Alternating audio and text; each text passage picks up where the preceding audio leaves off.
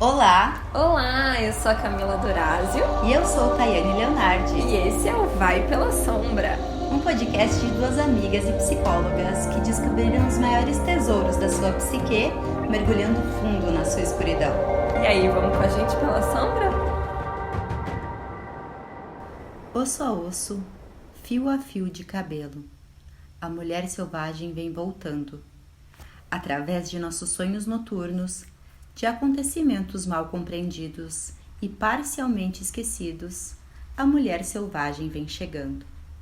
Ela volta através das histórias. Existe uma velha que vive num lugar oculto de que todos sabem, mas que poucos já viram. Ela parece esperar que cheguem até ali as pessoas que se perderam, que estão vagueando ou à procura de algo. Ela é quase sempre cabeluda, invariavelmente gorda. Ela sabe crocitar e cacarejar, apresentando geralmente mais sons animais do que humanos. Ela é conhecida por muitos nomes: La Urseira, a mulher dos ossos, La Trapeira, La Loba, a mulher lobo. O único trabalho de La Loba é o de recolher ossos. Sabe-se que ela recolhe e conserva especialmente o que corre risco de se perder para o mundo. Sua caverna é cheia de ossos de todos os tipos de criaturas do deserto: o veado, a cascavel, o corvo. Dizem, porém, que sua especialidade reside nos lobos. Ela se arrasta à procura de ossos de lobos, e quando consegue reunir um esqueleto inteiro, ela senta junto ao fogo e pensa na canção que irá cantar. Ela se levanta, se aproxima da criatura, ergue seus braços sobre o esqueleto e começa a cantar. É aí que os ossos das costelas e das pernas do lobo começam a se forrar de carne e que a criatura começa a se cobrir de pelos. La Loba canta um pouco mais e uma proporção maior da criatura ganha vida. Seu rabo forma uma curva para cima, forte e desgrenhado. La Loba canta mais e a criatura lobo começa a respirar. E La Loba ainda canta com tanta intensidade que o chão do deserto estremece. E enquanto canta, o lobo abre os olhos, dá um salto e sai correndo pelo desfiladeiro. Em algum ponto da corrida, ou pela velocidade, ou por um rio respingando água, ou por uma incidência de raio de sol ou de luar sob seu flanco, o lobo de repente é transformado numa mulher que ri e corre livre na direção do horizonte. Por isso, se você estiver perambulando pelo deserto, por volta do pôr do sol, e quem sabe esteja um pouco perdido, um pouco cansado, sem dúvida você tem sorte, porque La Loba pode simpatizar com você e ensinar algo da alma. Uau! Eu lembro que quando eu li pela primeira vez, eu fiquei muito pensativa, tipo, o que isso significa, né? E mesmo com ela explicando algumas coisas, assim, no capítulo ali, é difícil pra gente, à primeira vista, ouvir e captar o que o conto, né? Quer dizer, o que significam todas essas coisas, esses ossos. Como assim ela canta e ganha vida e daí vira uma mulher? Então, vamos conversar um pouquinho pra gente ver como é que a gente olha pra esses contos.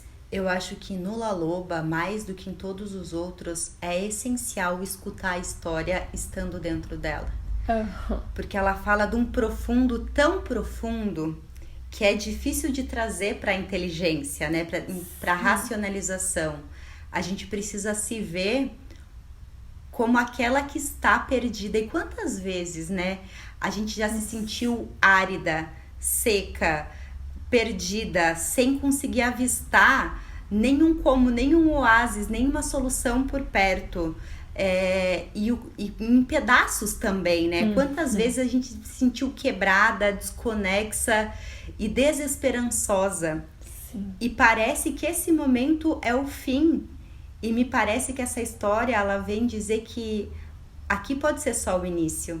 Sim. Né? Que nesses 500 quilômetros de deserto, sem enxergar nada vivo, a gente pode começar a originar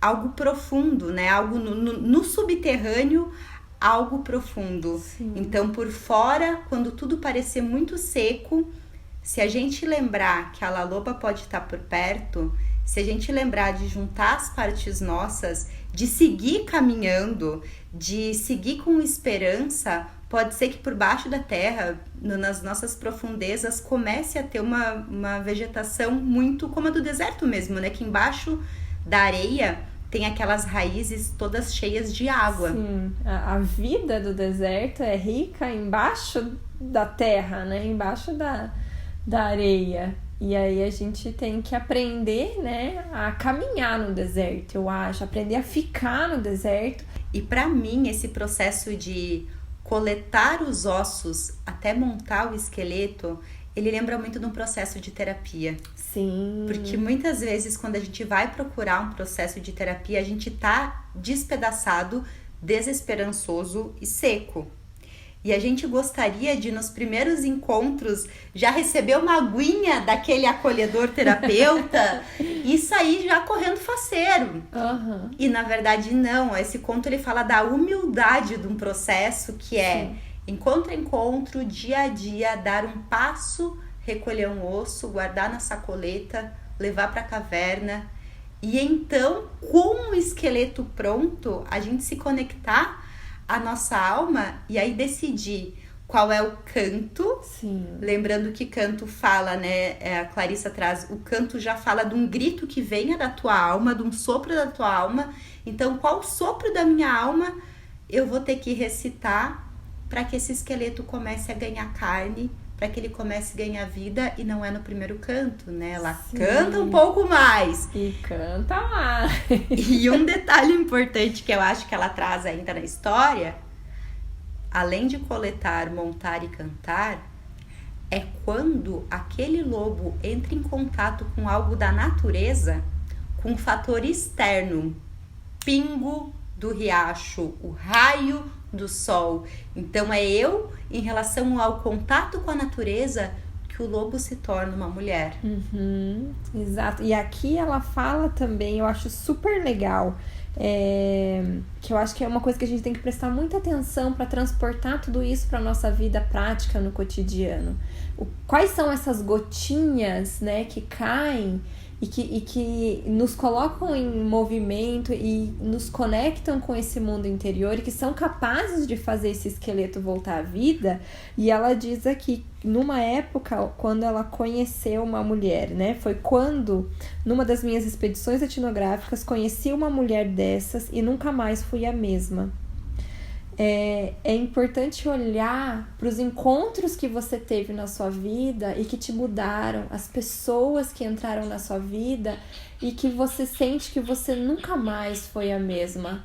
E nem sempre essas pessoas te fizeram coisas maravilhosas, às vezes essas pessoas te machucaram e você nunca mais foi a mesma. Mas algo de muito significativo pode ter acontecido ali. E talvez seja esse o osso que a gente precisa catar. Nossa, isso faz Né? muito sentido. Que às vezes o nosso ponto de transformação, o nosso maior mestre, pode estar numa dor muito profunda. Sim. Que a gente diz que alguém gerou, né? Que uma situação nos traz. Mas que bem cuidado e bem observado ali está o ponto que muda tudo. Sim. Às vezes é a perda de um emprego, às vezes é algum outro tipo de perda, né? Às vezes alguém que te feriu, às vezes você mesma que se feriu, né? Então, assim, eu acho que pra mim essa história da Laloba, esse catar os ossos, é muito uma metáfora do trabalho terapêutico, do trabalho com o psicólogo, né? Que vai te ajudar, né, a olhar para esses ossos que você for catando e vai te guiar e te orientar nesse momento para que você cante sobre os seus ossos quando você completar o esqueleto. Porque às vezes a gente já tem ali uns 3, 4 ossinhos, já quer sair cantando e quer que vire um lobo. A gente tem 3 ossinhos, monta um esqueleto de rato, finge que é um lobo e depois fica frustrado porque tentou tudo e não deu certo. Exato, e daí a terapia não funciona pra mim. Ai, sim. Né? É muito, muito legal isso que tu fala de prestar atenção nas pessoas e ao mesmo tempo não projetar nas pessoas o nosso passo de transformação. Sim. Porque da mesma forma que às vezes eu não percebo que numa situação difícil está um germe para minha transformação interior, às vezes eu espero que venha na figura de um salvador, de um homem ou de um emprego, o estalar, o tilentar para que eu me torne viva de novo e que eu volte correfaceira. Porque no consultório, quando a gente chega em frangalhos, muitas vezes a gente também acredita que eu vou entender que a minha terapia deu certo.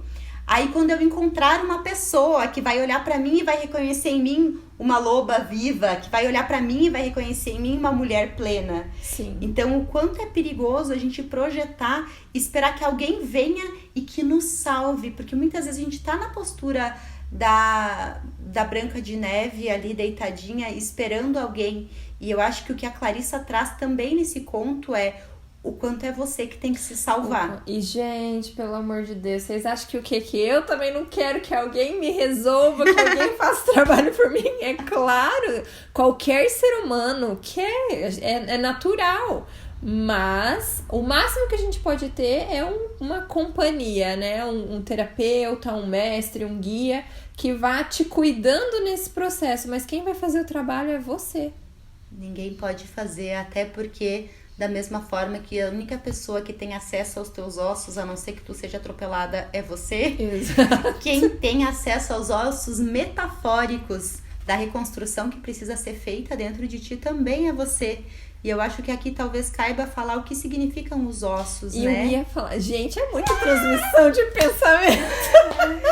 Que os ossos, pra Clarissa, eles falam da força indestrutível da alma, né? Porque de todo um corpo, quando a gente tenta matar alguém, por exemplo, é muito difícil dar fim nos ossos, é difícil pulverizar, quebrar. A gente tem quantos casos policiais que foram resolvidos através do grito de uma ossada que não foi corroída pelo tempo. Então, os ossos aqui no conto, eles representam aquilo que muito dificilmente vai ser destruído mesmo quando todo o entorno já foi. Isso serve para características nossas, por exemplo, uma habilidade em ser artística, né, em ser criativo. Você pode até esquecer que um dia pintar foi bom para você, mas o osso disso, o vestígio, permanece dentro de ti e ele pode voltar a ser coberto de carne, pelos e vivos, desde que você tome essa decisão. E só vou dar aqui porque eu sou a senhora palestrinha, né? Mas assim, para ajudar essa questão do significado dos ossos, da simbologia dos ossos, para quem tá aí querendo olhar para o seu processo, olhar para as sincronicidades que acontecem na sua vida e olhar para os sonhos, fiquem com essa informação, né? Que os ossos, né, tem a simbologia da força da vida indestrutível. É a força indestrutível da alma. E de onde que a Clarissa Yu tirou isso? De onde o Jung tirou isso? Eles estudaram a simbologia de diversas culturas, de diversos tempos. E em várias culturas, de vários tempos, era sempre o mesmo significante. Ou girava em torno, ou muito próximo disso. Então, é mais ou menos assim. Quem quiser começar a olhar para os seus processos, para as coisas que te chamam a atenção, se você tem horror a olhar para ossos, né? Quando você assiste uma série e te dá calafrios, se você vê só como uma coisa negativa, tem uma outra simbologia que pode estar aí por trás. Então, é só uma diquinha aí para quem quer olhar para os seus processos, começar a caminhar um pouquinho nisso aí também. E eu acho que é muito importante nesse momento a gente se perguntar, de tudo que a gente já sabe em nós, o que eu reconheço que vive, que tá vivo, que pulsa, e o que tá morto. Sim. O que já não palpita mais. E isso podem ser as coisas externas, o meu relacionamento ele pode estar morto, O meu trabalho ele pode estar morto, as minhas amizades ou algumas amizades elas podem estar mortas, mas isso fala muito da gente também, sabe? O que morreu em mim, o que eu deixei de fazer quando eu cresci, o que eu não me sinto mais apta, onde eu me sinto estéril, onde a vida precisa voltar a pulsar e a correr. Eu acho que ter essas respostas, ela também é um norte de por onde começar. E de tudo isso que tá morto, o que foi tu que escolheu matar, porque tu sente que não faz mais sentido, e o que na verdade foi morto para que você coubesse em algum lugar.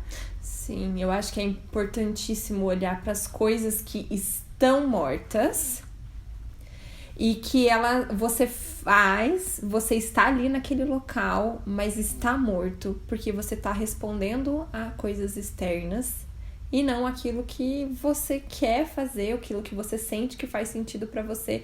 Todas essas obrigações, né, perante a sociedade, perante a família, perante o teu marido, teu namorado, namorada, que você faz, mas é morto, não faz sentido para você.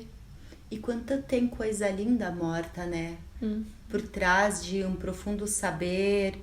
Quantas vezes a gente investe, né, 30, 40, 60 horas da nossa vida por semana em coisas muito bonitas, em muito estudo, em muita especialização, mas o quantas vezes isso também tá morto, né? Quantas vezes a gente esteve num lugar, num dia de sol, perto das pessoas que a gente amava, mas a gente se sentiu morto ali. A gente até se pergunta, por que eu não consigo sentir? Exato. E até essa questão do excesso da racionalização, né? A gente quer entender. Eu gosto muito de estudar, mas eu comecei a perceber que muito do que eu estudava estava morto, porque era racional.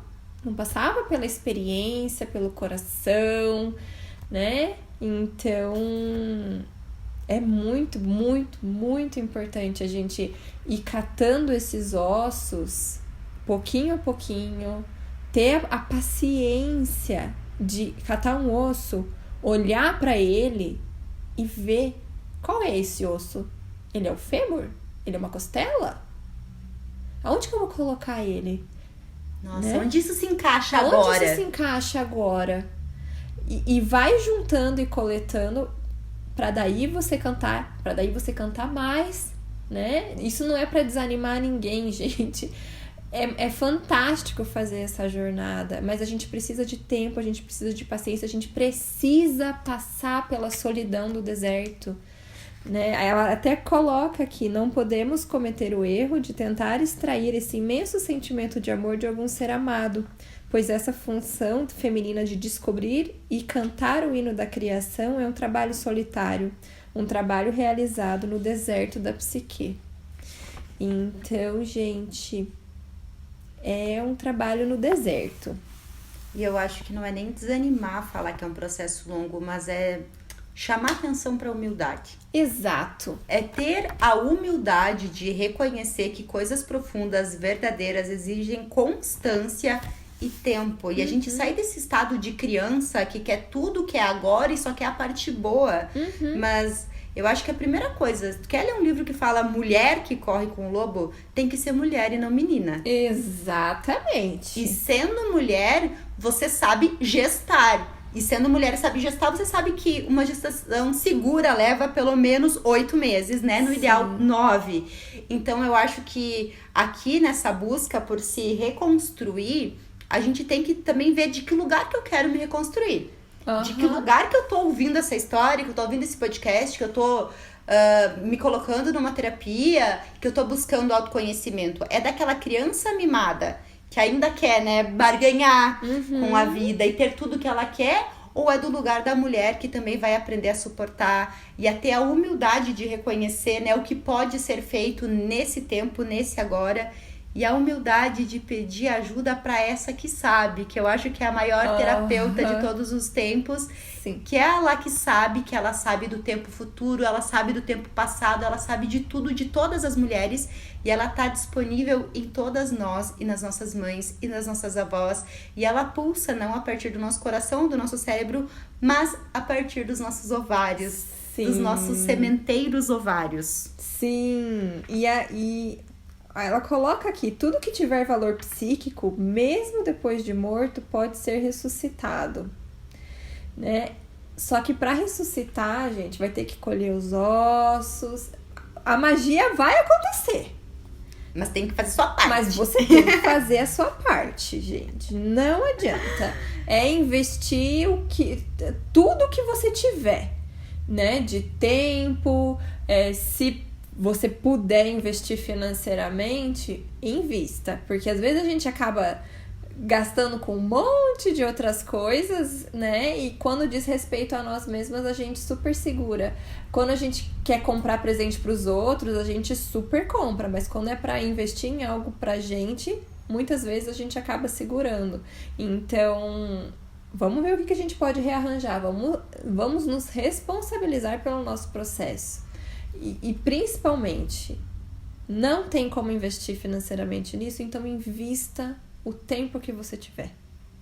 Porque isso com certeza vai te trazer ganhos, inclusive financeiros. Exatamente. Né? Porque quando a gente tá alinhado com a nossa essência, com a nossa alma, tudo também flui com mais naturalidade para nós, né? Eu acho legal tu falar essa questão da prioridade, porque às vezes eu até consigo investir em mim, mas naquilo que tu pode ver, né? Eu consigo investir na minha unha, eu consigo investir na roupinha, e quando eu faço isso, eu também tô ainda investindo no que a sociedade vai gostar de mim.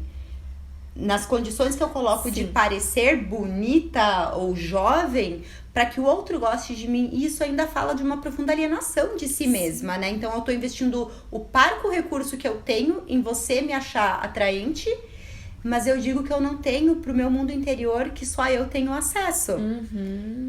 E se, aqui fica uma provocação também, e se tu se acha tão desinteressante no que só tu pode acessar a ponto de não investir, como que tu quer depois atrair pra vida alguém que reconheça valor, alguém que se interesse por você? Sim.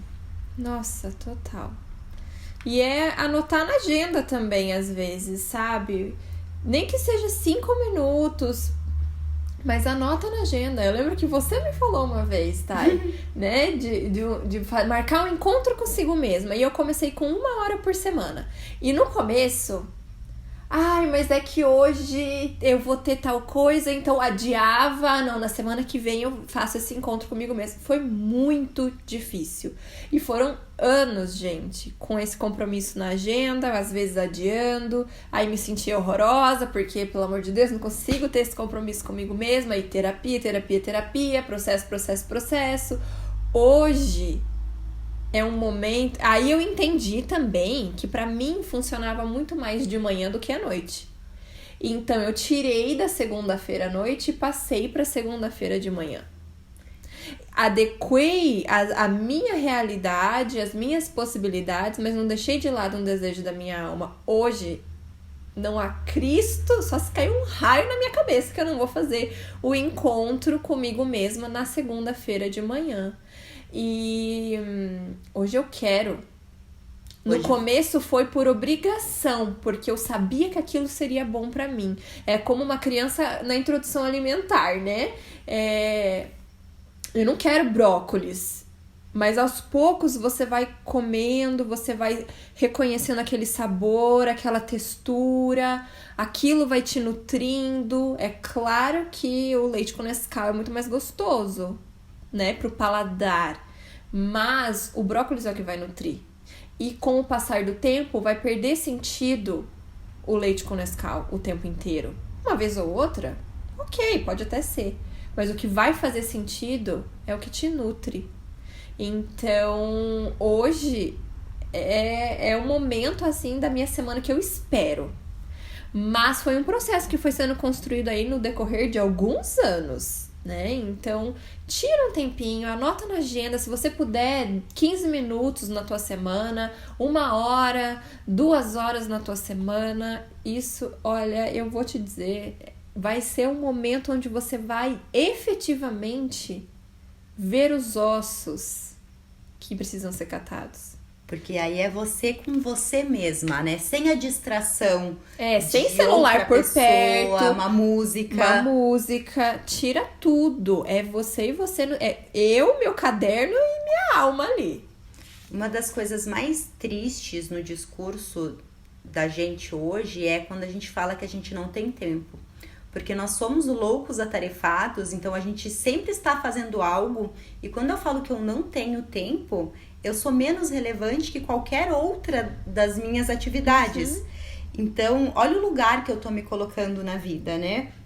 E eu acho que a coisa mais difícil hoje é de fato alguém saber dizer o que acha da própria companhia. Sim. Porque mesmo quando tu fala com as pessoas, né, no consultório as pessoas dizem, não, mas eu adoro ficar sozinha, eu maratono série, eu leio livros, eu escuto uma música, eu falo com a minha família. Gente, isso não é ficar sozinho. O teu corpo, ser o único corpo vivo em 40 metros quadrados, não é ficar sozinha. Ficar sozinho é ficar na própria companhia, em silêncio, e se suportar. Sim. E se perceber, e perceber o corpo, e perceber as vozes, e perceber toda a loucura, todo o barulho que existe da gente em silêncio, e começar a pegar na nossa mão, nas nossas mãos, né? Porque são muitos eus em cada um de nós, e pegando na nossa mão, começar esse caminho de reconciliação, sim, de ser uma boa companhia pra gente mesma, né? Quando eu me divorciei, um dos meus objetivos foi passar um tempo namorando comigo. Eu lembro que você falou. E foi muito legal fazer tudo como se eu fosse o meu grande encontro. Foi diferente a forma que eu comi meu próprio mamão, que eu colocava a mesa pra mim, que eu preparava o meu banho, que eu fazia uma automassagem, porque eu não fazia, eu tenho que fazer isso porque é um autocuidado, mas eu fazia com aquela intencionalidade, como eu me namoro. E foi um processo muito transformador e rico na minha experiência. Sim. E quando você fala, né, se você se coloca por último nessa lista de prioridades, se você faz as coisas só por obrigação, porque é autocuidado, se você, o seu ego, conscientemente você se trata assim, como é que você quer que a tua alma se sinta dentro desse corpo? É claro que ela vai te bater. E desvalorizada, ignorada, rejeitada, manipulada e traída. Ela vai estar... E não é assim que você se sente nos seus relacionamentos? Então agora você talvez acabe de perceber que tudo aquilo que eu vivo nas minhas experiências, talvez eu já esteja produzindo comigo. Talvez eu esteja tirando a carne e me reduzindo a ossos. Nossa, que forte isso. Outra coisa que eu acho super legal de falar aqui é que ela coloca, gente, essa parte é muito importante, né? Embora essa questão aí de trabalhar com os ossos, né, transmita imensa riqueza psíquica, não deve ser abordado sem antes alguma preparação, pois é grande a tentação de nos afundarmos alegremente no prazer de nossa estada ali. Nesse sentido, essas camadas mais profundas da psique podem se transformar numa armadilha de êxtase. Gente, prestem atenção nisso. Da qual as pessoas voltam sem equilíbrio e com ideias duvidosas e pressentimentos impalpáveis. Não é assim que deve ser. A pessoa que volta deve estar completamente purificada ou ter sido mergulhada numa água revitalizante e inspiradora. Algo que deixe na nossa pele o perfume do que é sagrado. Mas, se você quiser saber um pouco mais sobre o que a Cami quis dizer com isso, você vai precisar saber dos contos dos 4 rabinos no nosso próximo episódio. Por enquanto, vai identificando o que tá vivo, o que tá morto, o que precisa morrer, o que precisa voltar a viver. Onde estão os seus ossos? É isso aí, nos vemos no próximo episódio.